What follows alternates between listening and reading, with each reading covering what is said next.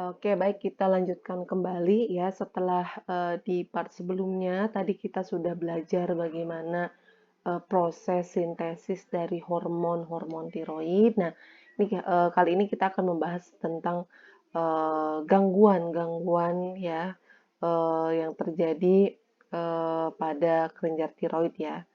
Oke, baik yang pertama ini ada tirotoksikosis atau hipertiroidisme ya. Apa itu hipertiroidisme? Kita lihat. Jadi tirotoksikosis atau hipertiroidisme ini merupakan suatu keadaan ya di mana apa namanya jaringan kita terekspos gitu ya, terekspos banyak hormon-hormon tiroid atau dapat dikatakan bahwa kondisi di mana kelenjar tiroid ini mengalami hiperaktivitas ya sehingga terjadi peningkatan sekresi hormon tiroid begitu ya. Jadi hipertiroidisme atau tirotoksikosis ini merupakan suatu keadaan klinik yang ditimbulkan oleh adanya sekresi yang berlebihan dari hormon T4 atau T3 atau juga bisa kedua-duanya. Akibatnya, karena ada peningkatan kerja dari kelenjar tiroid atau peningkatan sekresi dari kelenjar tiroid, ya maka akan terjadi peningkatan hormon-hormon tiroid di sirkulasi. Dampaknya apa? Tentunya kita perlu mengingat kembali peran atau fungsi hormon tiroid terhadap tubuh kita ya, di mana dia berperan dalam proses metabolisme, kemudian juga memiliki peran pada beberapa organ ya seperti kardiovaskular, liver, kidney dan lain sebagainya. Maka tentunya ketika sekresinya terganggu, dalam hal ini berlebihan, maka fungsi-fungsi itu juga akan mengalami gangguan ya, akan juga mengalami peningkatan fungsi ya, karena di sini ada peningkatan hormon.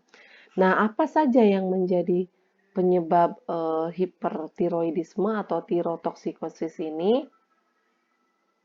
Nah, ini ada beberapa penyebab ya hipertiroidisme, di mana ini bisa disebabkan oleh beberapa hal ya.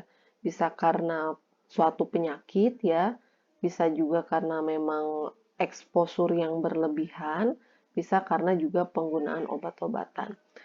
Nah, di sini penyakit yang paling banyak ya, yang cukup sering menyebabkan hipertiroidisme ini adalah namanya Graves disease ya, atau penyakit Graves ya, di mana penyakit kita bahas dulu penyakit Graves. Nah, di mana penyakit Graves atau Graves disease ini merupakan suatu sindrom autoimun ya, yang akhirnya menyebabkan hipertiroidisme ya, atau pada mereka yang mengalami Graves disease ini juga mereka mengalami overaktif dari kelenjar tiroid. Nah, sebetulnya patogenesis dari Graves disease ini belum diketahui secara pasti ya, namun disebutkan bahwa pada penderita Graves disease ini gitu ya, mereka menemukan bahwa terjadi abnormalitas fungsi ya, fungsi dari sistem imun. Dimana kita ketahui bahwa ini tadi ya suatu autoimun sindrom ya, dimana kita ketahui pada kondisi yang normal kan seharusnya sistem imun ini memiliki fungsi sebagai protektor ya, yang berfungsi untuk melindungi tubuh kita dari berbagai macam benda asing yang masuk ke dalam tubuh kita, misal virus, bakteri maupun yang lainnya.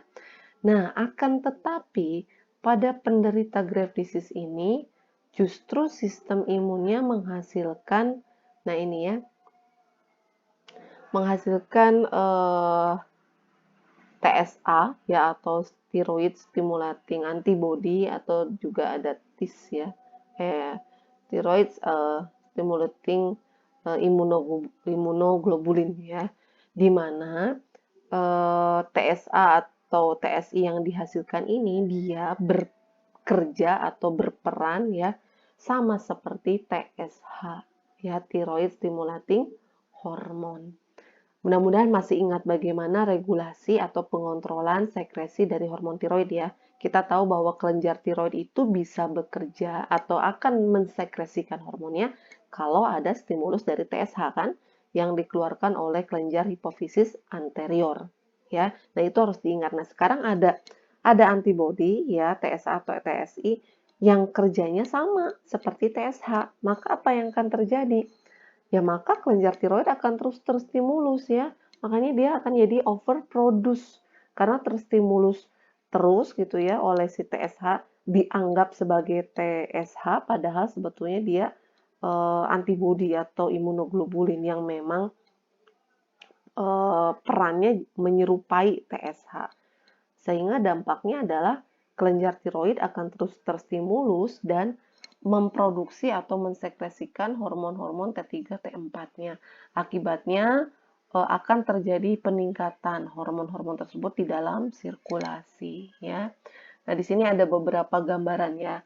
Sebetulnya ini bukan hanya pada grape disease. Ya, ini eh, gambaran bagaimana ketika seseorang mengalami pada kondisi yang normal ya, artinya memiliki fungsi dari kelenjar tiroid yang normal. Nah, sementara ini pada penderita orang-orang yang menderita hipertiroidisme ya, kita bisa dilihat di sini akan ada pembesaran kelenjar yang disebut dengan goiter ya. Jadi ada ini kita bisa bandingkan ada mereka mengalami pembesaran kelenjar itu makanya kenapa pada penderita-penderita hipertiroidisme itu di lehernya kan jadi membesar ya atau kita orang mengenalnya sebagai gondok gitu ya membesar gitu ya. Nah, padahal itu sudah terjadi pembesaran goiter ya.